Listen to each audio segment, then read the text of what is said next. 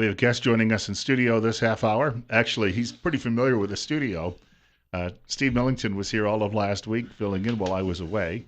So welcome back. Hey, good to be here. You had to get directions, right? Yes, I lost my way and I had to stop and ask somebody where the station was. And when I come in the front door, they said, "Hey, we don't have property security clearance on you. Get out of here." Who is this guy? There's an old Johnny Carson joke where Carson had been on vacation for a long time and they had these rotating guest hosts. And he showed up and he said when he came to work, when he came back, he said the security guard didn't recognize him. And the guard said to him, "So what are you here for?" And he says, "I'm here to host the Tonight Show." And the guard said, "Well, I did it last night." Just a quick note. Well, I'm not quite a security guard, but we did have to struggle there a little bit. Out there in Burley, you're going to feel the cold weather coming up in a couple of days. We're looking at a couple of nights later in the week where Going we to could get be cold. What are below you guys zero. doing? You're reading the wrong weather forecast here. We could be below zero a couple of mornings when we get up later this week. And just wanted to remind people, if you're having trouble, in fact, I read this morning, it was a big story out of eastern Idaho that a truck slammed into a pole and about 2,000 people were without power. And those people who have heat pumps, not much fun in this type of weather. So if you have an issue and it needs to be addressed right away, you've got to give the pros a call at Ramsey Heating and Electric. The team at Ramsey's will make sure it's done right the first time. Problem-free cozy winters are found at Ramsey Heating and Electric, 2600 Overland Avenue in Burley. You can telephone. The telephone number, in fact, I'll repeat that, 678-0459, 678-0459. Ramsey Heating and Electric, where they sell warm winters and cool summers. You've got all these papers in front of you with GOP logos on them. Yeah, I've got a lot. This Friday and Saturday in Boise is the winter meeting for the state Republican Party. We always get together for the Friday and Saturday just prior to the beginning of the legislative session. And that's because so many legislators and politicians, politicos, are going to be in Boise for the beginning of the legislative session. The governor gives his address on Monday. Oh dear, I was going to say morning, but I think it's more like 1 o'clock in the afternoon. And so, everybody starts accumulating. So we have our state meeting the Friday and Saturday just prior to that, so that nearly everybody's in town and we can kind of get the work done without having everybody to make a special trip to town. So we've got all kinds of things going on up there. We have two standing committees. We have the Resolutions Committee and we have the Rules Committee, and they go through their agendas, and then we have a general open meeting on Saturday morning. And by the way, these meetings are open to the public. The participation in the committees is mostly limited to committee members or state committee chairman or state committee members who have proposed either rules or resolutions. So that happens all day Friday from 4 o'clock till 9 o'clock at night, and then Saturday morning we have a bunch of meetings. The General Assembly is Saturday from 2:30 until 5, and all of the various committees and parties to the convention make their reports, and we have all kinds of neat things that they do. Mostly it's a matter of, find your chair, sit down, do not fall asleep, but stay there until the end of the show. Now, one of the things, I'm not beating my own drum here, okay? I'm just one of the guys trying to do what I can do. But we have two committees. The Resolutions Committee, which I think this year has 15 different resolutions presented to them.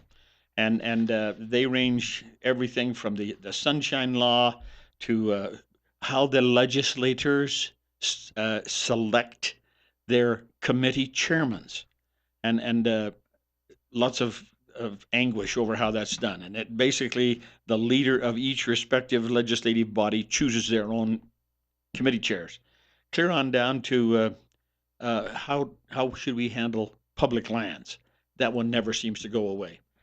We also have a rules committee, and there are only, I think, 8 rule changes this year, 8 proposals. Unfortunately, if you look at the makeup of the the 2017 Standing Rules Committee members, the first line says Rules Chairman, Stephen Millington. They'll be blaming you for the next couple of years. Yes, and that's what in the past I have been chairman of the resolutions committee. Now they moved me over to rules committee. I think what they're trying to do is move me out. But one of the things that happens on rules committee is that the state has a whole list of rules, the playbook by which we're supposed to operate. And so if something is amiss or something sits crossways with somebody, they propose a rule change to either eliminate that particular item, or in the case of this year, they want to add a whole new section to the state rules and say, we think you need to do the following things because. Well, now we get the 14 members in the committee, and we have to figure out whether or not that's going to work or not. And do we approve it? Do we kill it? Or do we send it to the General Assembly? And you got to keep in mind, too, Republicans don't have any Democrats really to fight with anymore, so No, they fight with we themselves. fight with each other. That's correct. So we've got more with Steve Millington on the way. 20 minutes away from 9 o'clock. And we're at 19. Bill Colley with you as well on Top Story on News Radio 1310 KLIX and newsradio1310.com. We have, that song is called The Year of the Cat. I was sharing some cat noises here a little earlier in the program. One of my kitties at home purring happy after I came home and fed him after being away for a few days. You would think that all the dishes I put out of dried food, but you see, it wasn't canned food and they get spoiled, right? So. What, now, Bill, are you telling me that you spoil your cats? You're beginning to sound like a Democrat here. Yes. No, my cats are Democrats. Yeah. I've got a quick note. I just want to mention our friends at Waddell and Reed here in Twin Falls. And a lot of people, now that we're into a new year, probably thinking, you've got to start thinking, if you're not already planning for the future, about what you're going to do. Number one, if you've got kids going to college, or the other thing that comes up on people's radar eventually is the day you will no longer be working. How do you make your money then work for you? Waddell and Reed now been in business for 80 years. That's 8 decades, folks. If you've got a firm in the investment game that's been around that long, they're doing something right. One of the oldest firms to offer mutual funds, and they have 2 they offer, which is rare for many of these firms. And they're going to invest in tried and true strategies. Nothing, that's they're not going to come out and say, "Hey, I just heard this down the street. Let's put your money there." They will sit down with you because they know you're an individual and that you have different needs and wants than other people who walk through the door, and they'll work with you for those individual goals that you have, and they help you manage the money, and they take the planning personally. Got something I wanted to share with Steve Millington quickly, well, if we could. I happened to be listening to a couple of sound clips this morning when I came into work. One of these is a fellow, his name is Alan Lichtman. He's a professor of American history at American University in Washington. And since 1984, a model that he's developed has predicted the winner of every U.S. presidential election. And he was appearing on MSDNC, and he was being asked about his predictions and the like, and what he thought Barack Obama, because they always say, the president's legacy will be.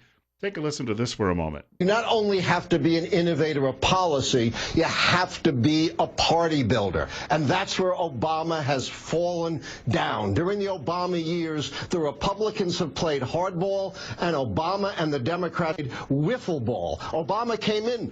The Democrats had the presidency, the House, and the Senate. What do they have today? Nothing. The Republicans control the presidency, the House, and the Senate. They'll have the Supreme Court. They have most governorships, most state legislatures. As Lyndon Johnson, who was, of course, a great politician, once said, you have to have the election certificate if you're going to be a statesman.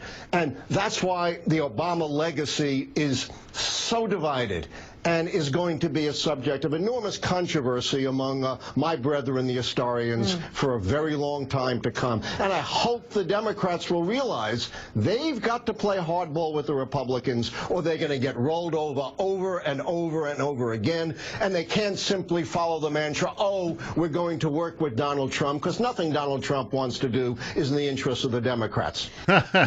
This guy, that's right. I think he's a Democrat himself. I'm not giving him any advice. He's trying to give them advice. And it's an interesting point. I read an article this past week that said basically the same thing. Where are the Democrats from a political standpoint? Well, he's correct. When Obama came to office, they had, I think it was 28 governors. Now the Republicans have 33 governors. So, and the Republicans control 70% of the state They legislatures. actually now, I guess, control both houses in Minnesota, which is considered a very liberal state. Yeah, it's about as blue as it gets, but they have taken back Minnesota. So you look at these and that they used to last during the election cycle last year, September, October, there was lots of chatter about the thing called the down ticket uh, uh, races. Well, the Republicans won those going away, just going away. We have 2 years, people. We have 2 years to prove up on our statements and to get this thing turned around and get it moving the right direction. Because 2 years from now, we have to reelect the United States House of Representatives. And in nearly every state, not all, but in nearly every state, we have to reelect the state legislatures in all of these states. So the real measurement is going to be, what have you done for me lately? And did I vote you back in? And that happens in 2 years' time. And that's a critical measurement. The Republicans have got to figure out, what do we have to do to maintain the opinion of the voter, that voter pool out there, so that we can continue ownership of all of these respective political or elected offices throughout the country. That's where the real strength is going to come. Sure, it's always demanding who holds the strings at the presidency and the House and the Senate, uh, but the biggest measure is state and local government, and the Republicans dominate that. And we've got to figure out how to maintain that position.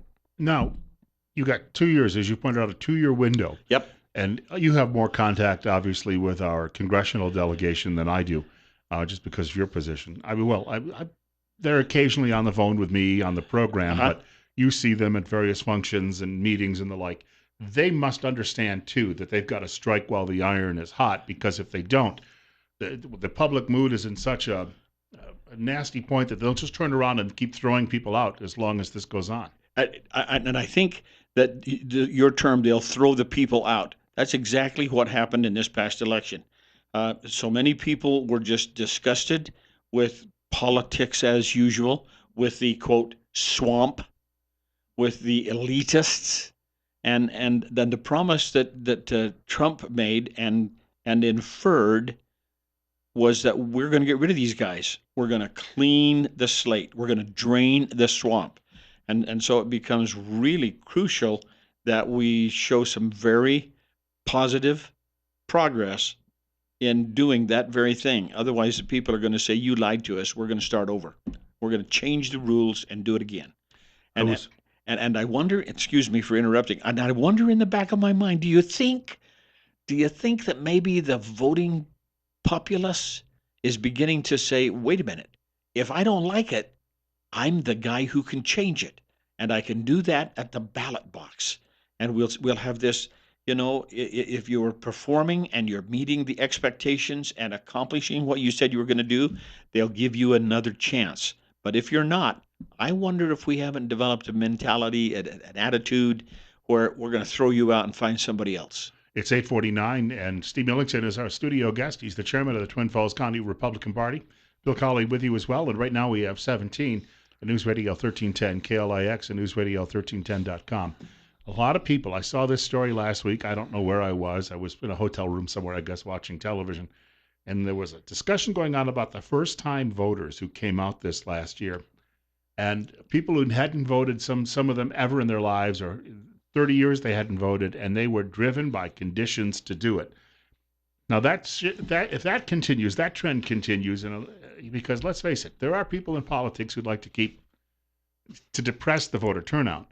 But if that continues, and that is a clear sign of public dissatisfaction, when people who've been sitting on their haunches all these years suddenly make the effort.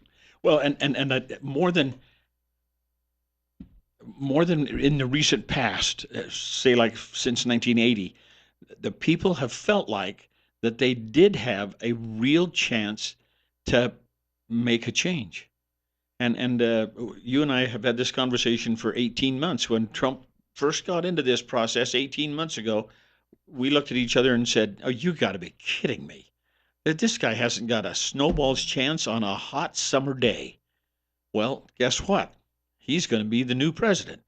So I think there's an awful lot of people who are fed up, have had their belly full of Washington politics as usual, and they're willing to try a different approach.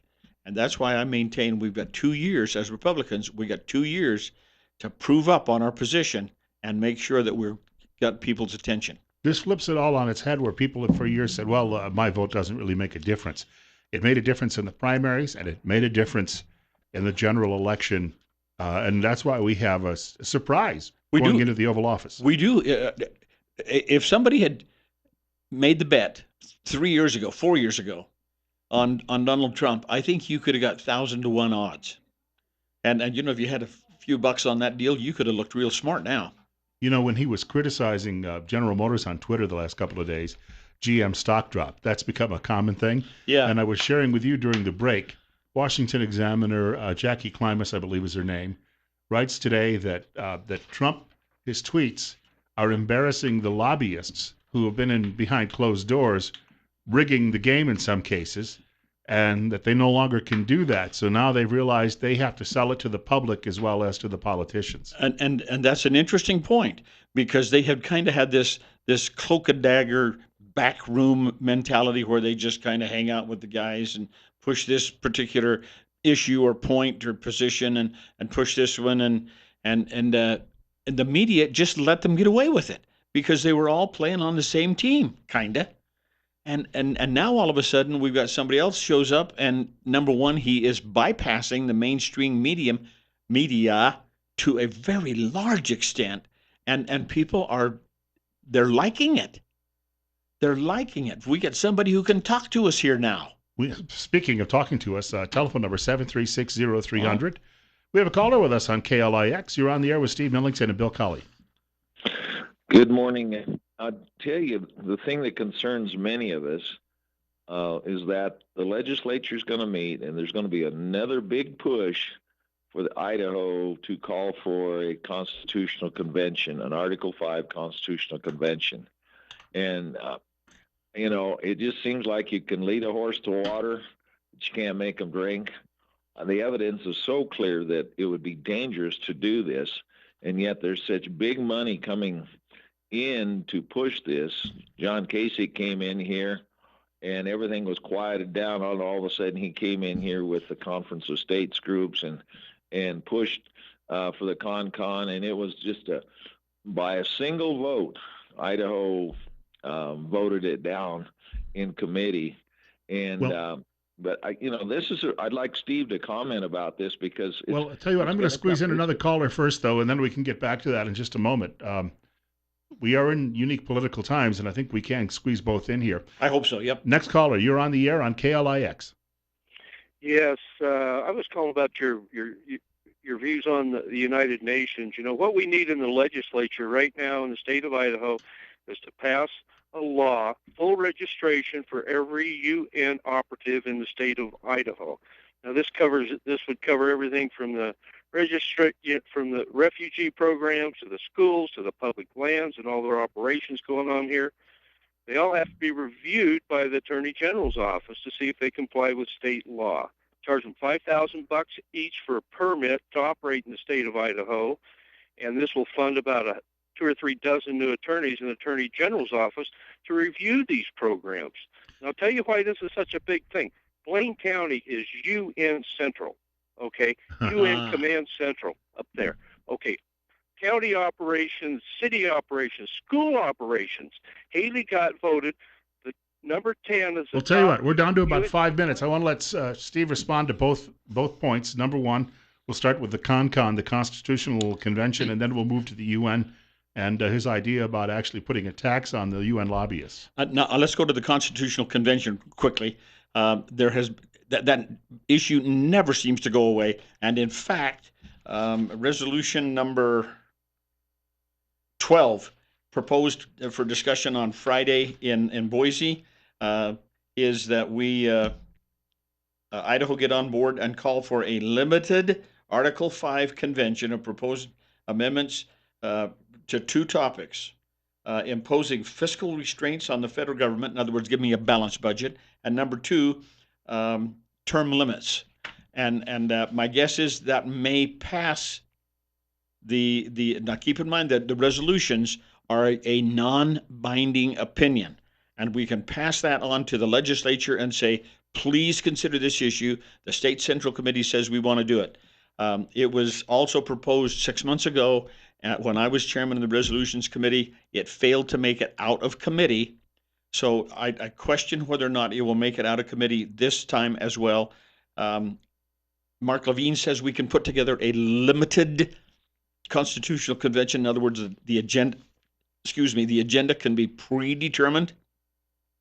Nobody has proven to me yet that that is doable. However, Mark Levine says yes, it is.